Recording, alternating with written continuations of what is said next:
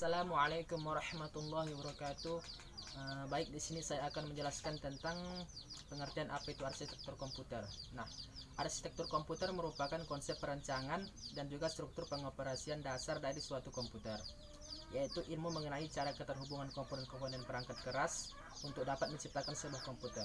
Nah, dalam arti lain, arsitektur komputer ini merupakan atau bagian yang lebih cenderung pada kajian atribut-atribut sistem komputer yang terkait dengan seorang programmer. Contohnya, set instruksi, aritmatika yang digunakan, dan juga teknik pengalamatan serta mekanisme input dan output. Nah, di antara klasifikasi arsitektur komputer, di antaranya yaitu ada arsitektur von Neumann. Apa itu arsitektur von Neumann? Yaitu arsitektur yang diciptakan oleh John von Neumann pada tahun 1903 sampai 1957. Nah, arsitektur ini digunakan oleh hampir semua komputer saat ini, yaitu menggambarkan komponen dengan 4 bagian utama, yaitu unit aritmatika dan logis, yaitu yang berfungsi untuk melakukan operasi perhitungan aritmetik, dan ada unit kontrol yang mana ia mengatur sebuah sistem komputer, ibaratkan kayak pengendali. Lalu ada memori ini berfungsi untuk menyimpan sebuah data, dan juga ada alat masukan dan hasil, apa yang dinamakan itu input dan output. Nah, di antara arsitektur yang lainnya itu ada namanya arsitektur RISC, atau singkatan dari Reduced Instruction Set Computer. Ia merupakan bagian dari arsitektur mikroprosesor, berbentuk kecil dan berfungsi untuk negasi instruksi dalam komunikasi di antara arsitektur yang lainnya. Komputasi set instruksi yang disederhanakan pertama kali digagas oleh John Schottky, yaitu peneliti dari IBM di Yorktown atau New York pada tahun 1974. Saat ini ia membuktikan bahwa sekitar 20% instruksi pada sebuah prosesor ternyata menangani sekitar 80% dari keseluruhan kerjanya. Nah, di antara yang lain juga ada juga namanya arsitektur CISC atau Complex Instruction Set Computing atau Complex Instruction Set Computer atau CISC, yaitu kumpulan instruksi komputasi kompleks. Adalah sebuah arsitektur dari set instruksi di mana setiap instruksi akan menjalankan beberapa operasi tingkat rendah, seperti pengambilan dari memori, operasi aritmatika, dan penyimpanan ke dalam memori. Semuanya sekaligus hanya di dalam sebuah instruksi. Karakteristik CISC dapat dikatakan bertolak belakang dengan RISC. Di antara karakteristik CISC ini yaitu 1. Syarat informasi memberikan keuntungan di mana ukuran program-program yang dihasilkan akan menjadi relatif lebih rendah, dan penggunaan memori akan semakin berkurang karena CISC inilah biaya pembuatan komputer pada saat itu pada tahun 1960 menjadi lebih hemat. Nah, lalu ada lagi nih arsitektur yang lain, yaitu arsitektur Harvard. Arsitektur Harvard ini menggunakan memori terpisah untuk program dan data dengan alamat dan bus data yang berdiri sendiri. Karena dua perbedaan aliran data dan alamat, maka tidak diperlukan multiplexing alamat dan bus data. Arsitektur ini tidak hanya didukung dengan bus paralel untuk alamat dan data, tetapi juga menyediakan organisasi internal yang berbeda sedemikian rupa instruksi dapat diambil dan dikodekan ketika dan data, tetapi juga menyediakan organisasi internal yang berbeda sedemikian rupa instruksi daripada lebih lanjut lagi. Bus data bisa saja memiliki ukuran yang berbeda-beda dari bus alamat. Nah, sekarang kita akan membahas arsitektur yang terakhir, yaitu arsitektur BlueGene. BlueGene adalah sebuah arsitektur komputer yang dirancang untuk menciptakan beberapa superkomputer generasi berikut, mencapai kecepatan operasi petaflop atau 1 peta dengan 10 pangkat 15, dan pada tahun 2005 telah mencapai kecepatan lebih dari 100 teraflop atau 1 tera atau 10 pangkat 12. BlueGene merupakan proyek antara Departemen Energi Amerika Serikat yang membiayai proyek ini, induksi terutama IBM, dan kalangan akademi. Ada 5 proyek BlueGene dalam pengembangan saat ini. Di antaranya adalah BlueGene, BlueGene C, dan BlueGene P. Sekian. Nah, di antara model-model komputasi arsitektur komputer ada yang namanya SSD. Apa itu SSD? SSD merupakan singkatan dari Single Instruction Single Data. Adalah salah satu yang menggunakan arsitektur von Neumann. Ini dikarenakan pada model ini hanya digunakan satu prosesor saja. Oleh karena itu, model ini bisa dikatakan sebagai model untuk komputasi tunggal. Sedangkan ketiga model lainnya merupakan komputasi paralel yang menggunakan beberapa prosesor. Beberapa contoh komputer yang menggunakan model SD ini adalah Univa C1, IBM 360, CDC 7600, Rai 1, dan PDF 1. Ada yang kedua nih, namanya SIMD, yaitu singkatan dari Single Instruction Multified Data. SIMD ini menggunakan banyak prosesor dengan instruksi yang sama.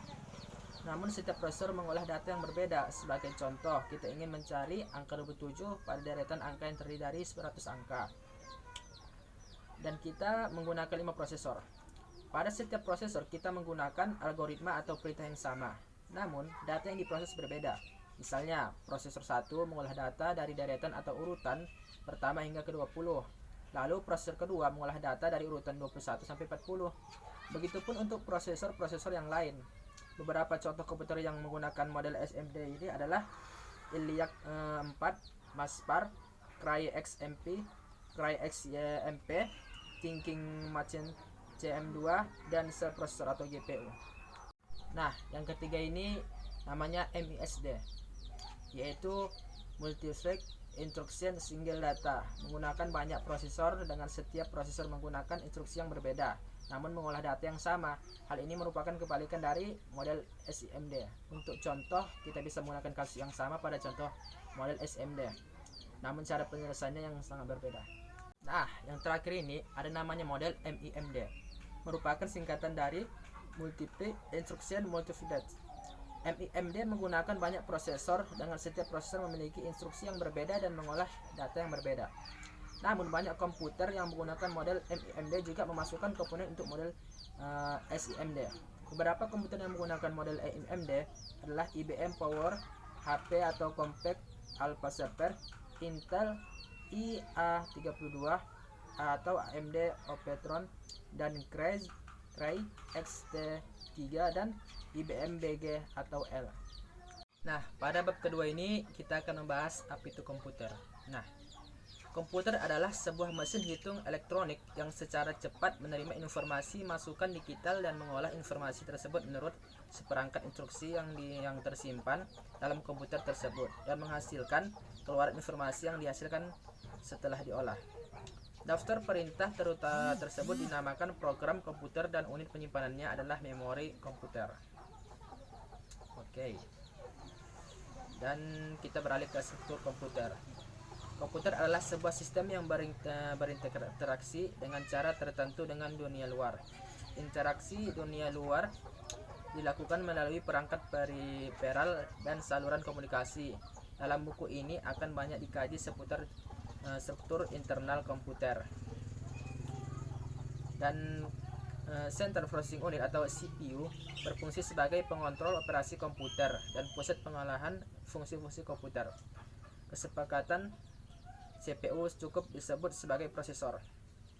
Dan di sana itu adalah memori utama berfungsi sebagai penyimpanan data, dan input dan output berfungsi memindahkan data ke lingkungan luar atau perangkat lainnya. Dan sistem interconnection atau merupakan sebuah sistem yang menghubungkan CPU, memori utama, dan input dan output. Lalu ada komponen yang paling menarik namun paling kompleks adalah CPU. Struktur utamanya adalah 1. Kontrol unit berfungsi untuk mengontrol operasi CPU dan mengontrol komputer secara keseluruhan. Dan kedua ada namanya arithmetic and logic unit atau ALU, berfungsi untuk membentuk fungsi-fungsi pengolahan dari data komputer. Dan ketiga itu ada register, berfungsi sebagai penyimpanan internal bagi CPU. Dan keempat ada CPU interconnection, berfungsi menghubungkan seluruh bagian dari CPU. Lalu ada namanya fungsi komputer. Fungsi dasar sistem komputer prinsipnya terdapat 4 buah fungsi operasi, yaitu 1. Fungsi operasi pengolahan data. Fungsi komputer sebagai alat memindahkan data dengan memindahkan data dari periferal atau saluran komunikasi ke perangkat lainnya.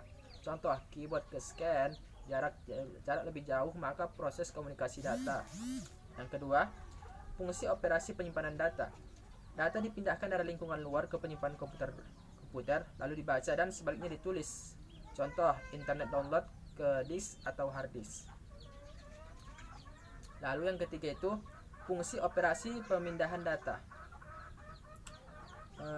Pemindahan data dari lokasi memori internal ke memori eksternal dan perangkat input maupun output.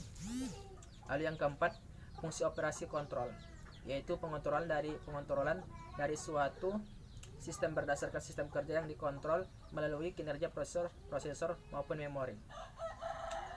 Oke. Dan komputer harus dapat memproses data. Representasi data di sini bermacam-macam, akan tetapi nantinya data harus disesuaikan dengan mesin pemprosesnya atau CPU atau prosesornya lah. Dalam pengolahan data memerlukan unit penyimpanan sehingga diperlukan suatu mekanisme penyimpanan data yang besar. Pada perkembangan yang kedua itu ada namanya generasi kedua, yaitu transistor, yaitu pada 1955 sampai 1965. Sejak pesatnya teknologi semikonduktor sehingga menghasilkan komponen transistor membawa perubahan besar pada dunia komputer. Komputer era ini tidak lagi menggunakan tabung vakum yang memerlukan daya operasional besar. Tabung-tabung itu digantikan komponen kecil yang bernama transistor, dan konsumsi daya listrik amat kecil dan bentuknya relatif kecil. Baik, sekarang kita beralih ke evolusi dan kinerja komputer. Nah, komputer ini terbagi-bagi berdasarkan sejarahnya. Nah, sejarah yang pertama itu ada namanya generasi pertama, yaitu tabung vakum pada tahun 1945 sampai 1955 atau ENIAC. ENIAC atau Electronic Numerical Integrator and Computer pada tahun 1946 dirancang dan dibuat oleh John Mauchly dan John Prosper Arquette di Universitas Pennsylvania, merupakan komputer digital elektronik yang untuk kebutuhan umum pertama di dunia. ENIAC dibuat di bawah lembaga Army Ballistics Research Laboratory atau BRL. Nah, sebuah badan yang bertanggung jawab dalam pembuatan jarak dan tabel lintasan peluru kendali senjata baru. Sebelumnya tugas ini dilakukan oleh kurang lebih 200 personil dengan menggunakan kalkulator untuk menyelesaikan persamaan matematis peluru kendali yang memakan waktu lama. Kalau program X ini dia lebih panjang dari Filecom, lebih lambat dibanding Filecom, bisa menggunakan lebih dari satu segmen. Ukuran file tak terbatas sesuai dengan ukuran memori, mudah mengakses data atau prokedor pada segmen yang lain, tidak bisa dibuat dengan debug. Nah, perbedaan program COM dan exe. Program COM yaitu lebih pendek dari file exe, lebih cepat dibanding file exe, hanya dapat menggunakan satu segmen, ukuran file maksimum 64 KB atau ukuran satu segmen, dan sulit untuk mengakses data atau prokedor yang terletak pada segmen yang lain, yaitu 100 byte pertama merupakan PSP. Program segmen prefix dari program tersebut bisa dibuat dengan debug. Nah, general purpose register yang digunakan untuk keperluan umum. Pemrograman keperluan umum yang dimaksud yaitu melakukan perhitungan aritmatika dan perpindahan data. Register ini terdiri atas register AX, yaitu merupakan register 16 bit yang sebagai register aritmatika atau akumulator register. Nah, yang kedua itu namanya register BX, yaitu register 16 bit sebagai register base addressing mode, yaitu berfungsi mengambil atau menulis data langsung dari memori ke yang disebut base address register. Nah, yang ketiga itu namanya register CX, merupakan register 16 bit sebagai suatu counter untuk meletakkan jumlah lompatan pada loop yang Anda lakukan. Yang keempat itu register DX, yaitu disebut juga data register. Register ini terdiri dari dua buah register 8 bit, yaitu DH dan DL. Nah, bahasa assembly. Bahasa assembly adalah bahasa komputer yang kedudukannya di antara bahasa mesin dan bahasa level tinggi, misalnya seperti bahasa C, C++, Pascal, Turbo Basic, Java, dan sebagainya. Bahasa C atau Pascal dikatakan sebagai bahasa level tinggi karena memakai kata-kata dan pernyataan yang mudah dimengerti manusia, meskipun dia berbeda dengan bahasa manusia sesungguhnya.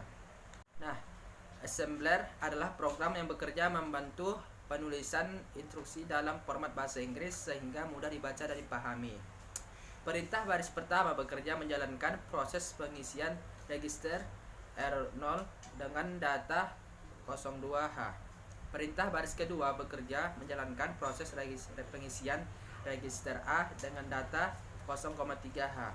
Kemudian proses penjumlahan data pada register A dengan data pada register RO dijalankan menggunakan perintah ADD-A R0 dan menghasilkan data 0,05H tersimpan di register A. Lalu ada namanya memori semikonduktor, yaitu terbagi atas beberapa tipe data, diantaranya adalah random access memory atau RAM, ROM, PROM, EPROM, flash memory serta EEPROM. Pada komputer lama, bentuk umum random access memory untuk memori utama adalah sebuah piringan ferromagnetik berlubang yang dikenal sebagai core, istilah yang tetap dipertahankan hingga saat ini. Dari satuan memori, satuan pokok memori adalah digit atau digit biner yang disebut bit. Suatu bit dapat berisi sebuah angka 0 atau 1. Ini adalah satuan yang paling sederhana. Memori juga dinyatakan dalam byte. 1 byte sama dengan 8 bit. Kumpulan byte dinyatakan dalam word. Panjang word yang umum adalah 8 atau 16 atau 32 bit. Nah, keandalan memori. Pertanyaan berapa banyak adalah sesuatu yang sulit dijawab, karena beberapapun kapasitas memori tentu aplikasi akan menggunakannya. Jawaban pertanyaan berapa cepat adalah memori harus mampu mengikuti kecepatan CPU sehingga terjadi sinkronisasi kerja antar CPU dan memori tanpa adanya waktu tunggu karena komponen lain belum selesai prosesnya. Mengenai harga, sangatlah relatif. Bagi produsen selalu mencari harga produksi yang paling murah tanpa mengorbankan kualitasnya untuk memiliki daya saing di pasaran. Memori ini terbagi dua, yaitu memori internal adalah memori yang dapat diakses langsung oleh prosesor. Sebenarnya terdapat beberapa macam memori internal, yaitu register yang terdapat di dalam prosesor, cache memori, dan memori utama berada di luar prosesor. Sedangkan memori eksternal adalah memori yang diakses prosesor melalui piranti input dan output seperti disket atau hard disk. Memori. Definisi memori. Memori adalah bagian dari komputer tempat program dan data-data disimpan. Beberapa pakar komputer, terutama dari Inggris, menggunakan istilah stroke atau stroke untuk memori.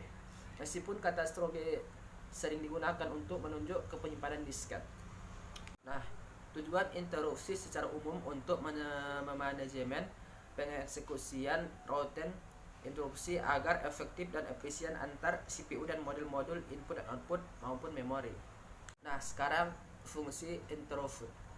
Fungsi interupsi adalah mekanisme penghentian atau pengalihan pengolahan instruksi dalam CPU kepada routine interupsi. Hampir semua modul atau memori dan input dan output memiliki mekanisme yang dapat menginterupsi kerja CPU. Di antara fungsi CPU ini ialah penjalanan program-program yang disimpan dalam memori utama dengan cara mengambil instruksi-instruksi, menguji instruksi tersebut, dan mengeksekusi satu persatu sesuai alur perintah. Untuk memahami fungsi CPU dan cara berinteraksinya dengan komponen lain, perlu kita tinjau lebih jauh proses eksekusi program. Pandangan paling sederhana proses eksekusi program adalah dengan mengambil pengolahan instruksi yang terdiri dari dua langkah, yaitu operasi pembacaan instruksi atau fetch dan operasi pelaksanaan instruksi atau execute. Sekarang kita beralih ke Central Processing Unit atau CPU. Pengertian CPU ini merupakan perangkat keras komputer yang memiliki tugas untuk menerima dan melaksanakan perintah dan data dari perangkat lunak. Karena merupakan pusat pengolahan data dalam sebuah komputer, CPU sering disebut juga CPU. Cepat atau lambatnya kinerja dari suatu komputer cukup ditentukan oleh kualitas DNA teknologi CPU yang digunakan. Komponen utama CPU ini diantara lain adalah Arithmetic and Logic dan Unit atau ALU yang bertugas untuk mengolah data komputer. Yang kedua itu ada Control Unit, yaitu bertugas untuk mengontrol komputer sehingga terjadi sinkronisasi kerja antar komputer dalam menjalankan fungsi-fungsi operasinya. Yang ketiga itu namanya register, yaitu media penyimpanan internal CPU yang digunakan saat proses pengolahan data. Yang keempat ada namanya CPU interconnection, yaitu sistem koneksi dan bus yang menghubungkan komponen internal CPU, yaitu ALU, unit kontrol, dan register-register, dan juga dengan bus-bus eksternal CPU yang menghubungkan dengan sistem lainnya. Nah, pada generasi keempat ini ada yang namanya Very Large Scale Integration. Era keempat ini perkembangan generasi komputer ditandai adanya VLCI atau paket VLCI dapat menampung 10.000 komponen lebih per kepingnya dengan kecepatan operasi mencapai 100 juta operasi per detiknya. Masa-masa ini diawali peluncuran mikroprosesor Intel seri 4004. Mikroprosesor 4004 dapat menambahkan dua bilangan 4 bit dan hanya dapat mengalihkan dengan cara pengulangan penambahan. Memang masih primitif. Namun mikroprosesor ini tonggak perkembangan mikroprosesor canggih saat ini. Nah, pada tahun ketiga atau generasi ketiga ini ada yang namanya Integrated Circuits pada tahun 1965 sampai 1980. Pada tahun 1958 terjadi revolusi elektronika kembali, yaitu ditemukannya Integrated Circuits atau IC, yang merupakan penggabungan komponen-komponen elektronika dalam suatu paket. Dengan ditemukannya IC ini, semakin mempercepat proses komputer, kapasitas memori semakin rendah, semakin besar, dan mutunya semakin kecil. Contohnya itu ada dia IBM System atau 360, dan ada juga namanya itu PDP-8. Kita beralih ke karakterisasi dan fungsi set instruksi. Nah, operasi dari CPU ditentukan oleh instruksi yang dilaksanakan atau dijalankannya. Instruksi ini sering disebut sebagai instruksi mesin atau machine instruction atau instruksi komputer.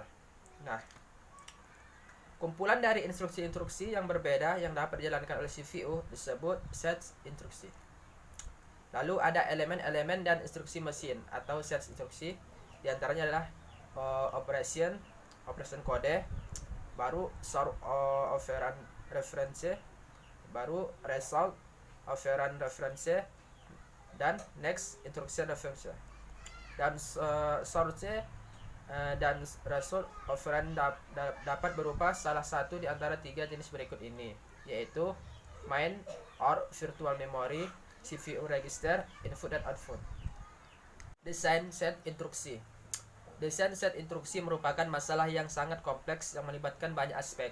Di antaranya adalah kelengkapan set instruksi, 2, ortogonalitas sifat independensi instruksi, dan ketiga ada namanya kompatibilitas. Dan selain ketiga aspek tersebut juga melibatkan hal-hal sebagai berikut: 1. Operation de repertoire, 2. Data types, 3. Register, 4. Addressing. Nah, format instruksi ialah suatu instruksi terdiri dari beberapa file yang sesuai dengan elemen dalam instruksi tersebut. Layout dari suatu instruksi sering disebut sebagai format instruksi. Addressing mode. Mode pengalamatan adalah bagaimana cara menunjuk dan mengalamati suatu lokasi memori pada sebuah alamat di mana operan akan diambil. Mode pengalamatan diterapkan pada set instruksi di mana pada umumnya instruksi terdiri dari opkode, yaitu kode operasi dan alamat. Nah, jenis addressing mode diantaranya ada direct addressing, baru indirect addressing, immediate addressing, register addressing, register indirect addressing, displacement addressing, dan stack addressing. Jumlah alamat atau number of address. Salah satu cara tradisional untuk menggambarkan arsitektur prosesor adalah dengan melihat jumlah alamat yang terkandung dalam setiap instruksinya. Jumlah alamat maksimum yang mungkin diperlukan dalam sebuah instruksi itu diantaranya ada 3 alamat, 2 alamat, 1 alamat, dan 0 alamat. Nah, dan 3 alamat itu yaitu hasil operan 1 dan operan 2. Lalu yang 2 alamat itu operan 1 dan operan 2. Lalu yang 1 alamat yaitu terdiri dari 1 alamat operan, hasil disimpan di akumulator atau ACC. Nah, kalau yang nol alamat yaitu mempunyai bentuk umum, terdiri dari semua alamat operan implikat disimpan dalam bentuk stack. Operasi yang biasanya membutuhkan dua operan akan mengambil isi stack paling atas dan di bawahnya. Nah, kita beralih ke modul input dan output. Yaitu modul input dan output merupakan peralatan antarmuka atau interface bagi sistem bus atau switch sentral dan mengontrol satu atau lebih perangkat periferal. Modul input dan output tidak hanya sekedar modul penghubung, tetapi sebuah piranti yang berisi logika dalam melakukan fungsi komunikasi antara periferal dan bus komputer. Nah, dua fungsi utama diantaranya yaitu satu sebagai piranti antarmuka ke CPU dan memori melalui bus sistem. Yang kedua, sebagai piranti antarmuka dengan peralatan periferal lainnya dengan menggunakan link data tertentu. Kemampuan lain modul input dan output diantaranya yaitu satu modul input dan output mampu mensupport satu atau lebih periferal. Lalu bisa mengontrol fungsi periferal sesuai perintah CPU, tidak hanya mengirimkan data. Lalu menerapkan apa yang diinginkan sistem operasi terhadap periferal. Nah, cara kerja modul input dan output.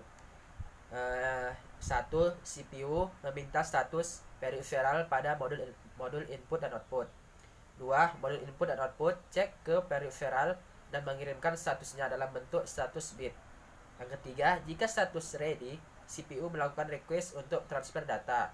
Yang keempat, modul input dan output menarik data dari periferal. Yang kelima, modul input dan output menyelaraskan data seperlunya. Yang kelima, modul input dan output mentransfer data ke CPU lewat bus. Nah, status bits ini ada ready, yaitu periferal siap untuk digunakan. Wait, periferal sedang bekerja. Error, periferal yang diberikan gagal yang dikerjakan. Nah, programmed input dan output. Ciri-cirinya, CPU memiliki kontrol langsung terhadap proses input output, yaitu membaca status ready, error, dan sebagainya, dan memberi perintah untuk write atau read secara mekanis, serta mentransfer data. 2. CPU menunggu sampai modul input dan output selesai mengerjakan suatu operasi. Kekurangannya yaitu boros waktu CPU. Nah, sedangkan interrupt driven input dan output, ciri-cirinya CPU tetap memiliki kontrol langsung seperti pada programmed input dan output kecuali untuk baca status.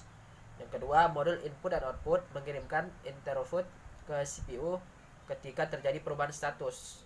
Nah, yang ketiga itu CPU tidak menunggu sampai sebuah operasi selesai dikerjakan. Kelebihannya meniadakan waktu tunggu CPU. Nah, apa saja perintah input dan output? Nah, diantaranya itu CPU memberikan alamat atau address untuk mengidentifikasi modul dan device periferal jika ada lebih dari satu per modul. Lalu, CPU memberikan perintah atau command kontrol memberitahu modul apa yang mau dikerjakan oleh periferal. Misal, gerakan head putar disk. Baru tes cek status, misal apakah periferal dalam kondisi power on dan bagaimana statusnya, dan read or what. Modul mentransfer data di buffer dari atau ke periferal. Sekarang kita beralih ke sistem bus. Bus adalah jalur komunikasi yang dibagi pemakai suatu set kabel tunggal yang digunakan untuk menghubungkan berbagai subsistem. Nah, bus sistem adalah sebuah bus yang menghubungkan komponen-komponen utama komputer seperti CPU, memori, input, dan output. Organisasi bus. 1. Jalur kontrol, yaitu berisi signal, request, dan sinyal acknowledgement. Lalu mengindikasikan tipe informasi pada jalur data. Yang kedua, jalur data, yaitu membawa informasi antara sumber dan tujuan data dan alamat dan perintah-perintah kompleks. Nah, struktur bus, yaitu bus data. Di antaranya saluran data memberikan lintasan bagi perindahan data antara dua modul sistem. Yang kedua, besar jalur bus data mempengaruhi kinerjanya. Contoh 8, 16, 32, dan 64 bit. Dan bus alamat, di antaranya identifikasi sumber atau tujuan data pada bus data. Lalu mengalamati port input dan output, dan contohnya jika CPU akan membawa word 8, 16, atau 32 bit data dari memori, maka CPU akan menaruh alamat word yang dimaksud pada saluran alamat.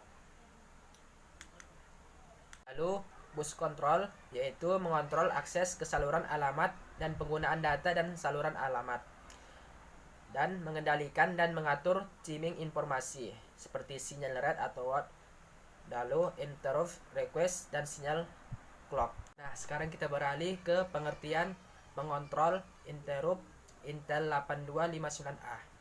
Intel mengeluarkan chips 8259A yang dikonfigurasikan sebagai interrupt di arbiter pada mikroprosesor Intel 8086. Intel 8259A melakukan manajemen interupsi modul-modul input dan output yang tersambung padanya.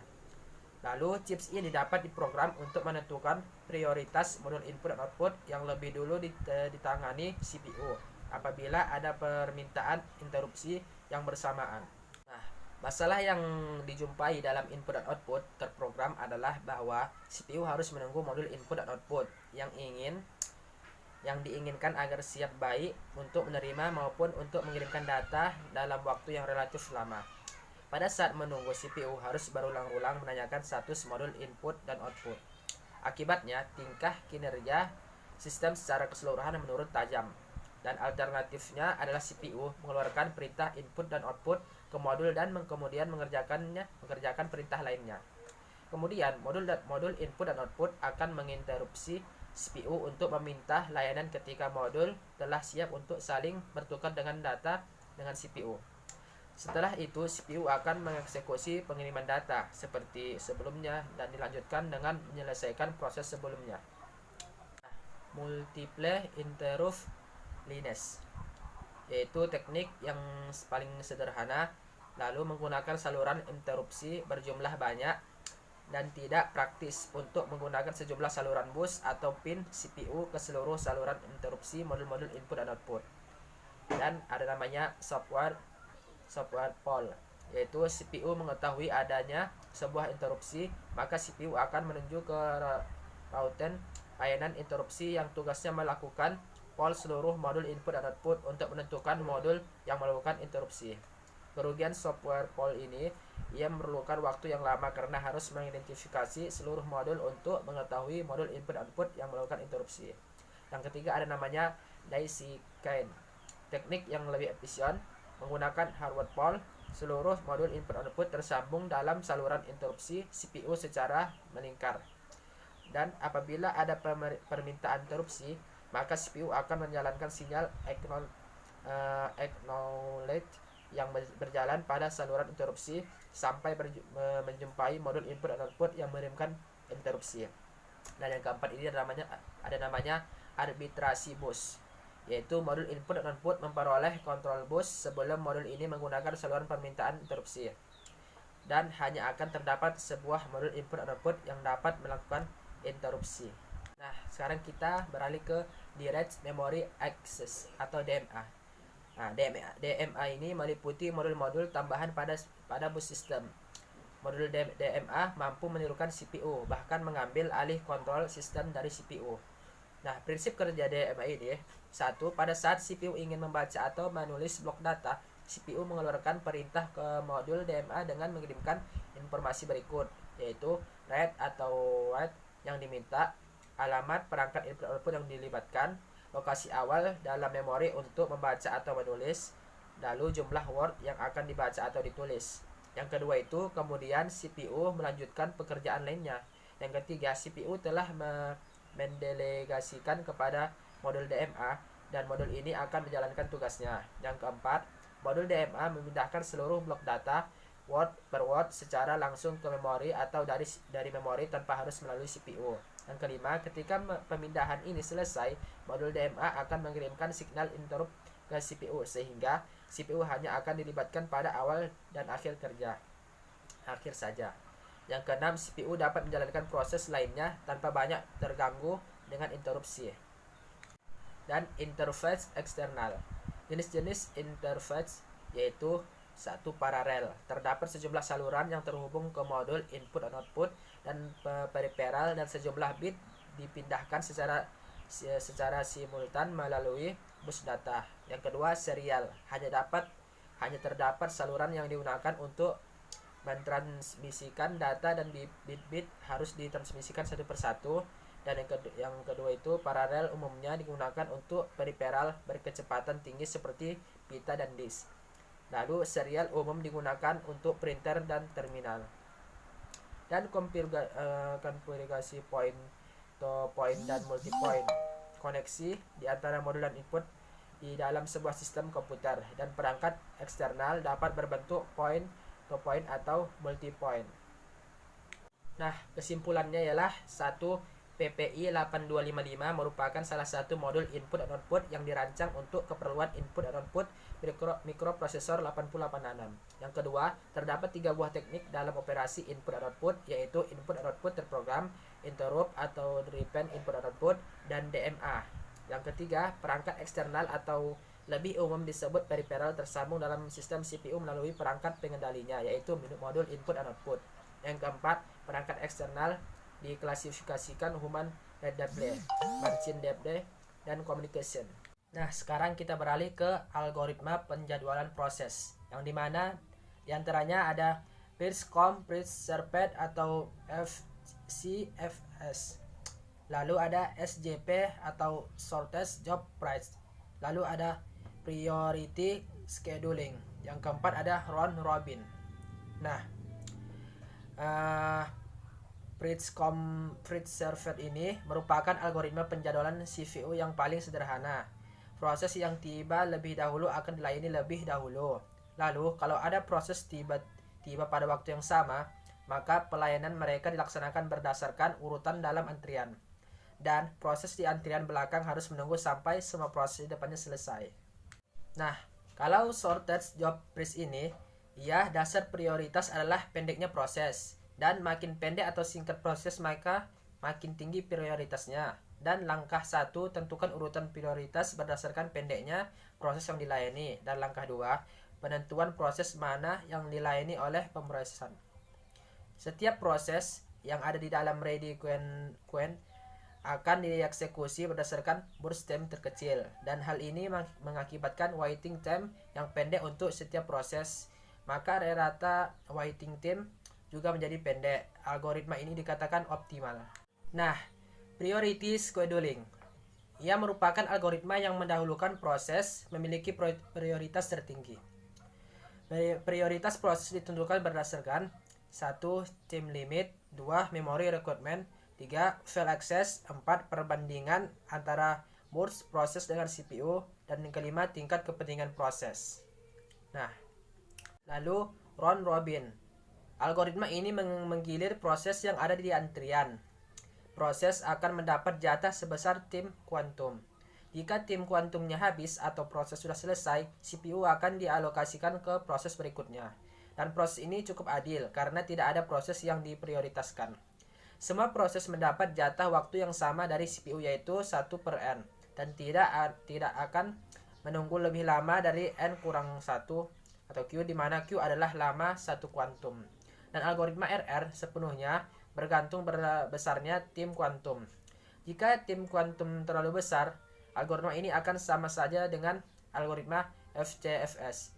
Dan jika tim kuantum terlalu kecil, akan semakin banyak peralihan proses sehingga banyak waktu yang terbuang. Permasalahan algoritma RR atau round robin. Permasalahan utamanya adalah menentukan besarnya tim kuantum. Jika tim kuantum yang ditentukan terlalu kecil, maka sebagian besar proses tidak akan selesai dalam satu kuantum. Nah, akibatnya akan terjadi banyak switch, padahal CPU memerlukan waktu untuk beralih dari satu proses ke proses yang lain. Sebaliknya, jika tim kuantum yang ditentukan terlalu besar, algoritma RR akan berjalan seperti FCFS. Tim kuantum ideal adalah jika 80% dari total proses memiliki CPU burst time yang lebih kecil dari satu tim kuantum.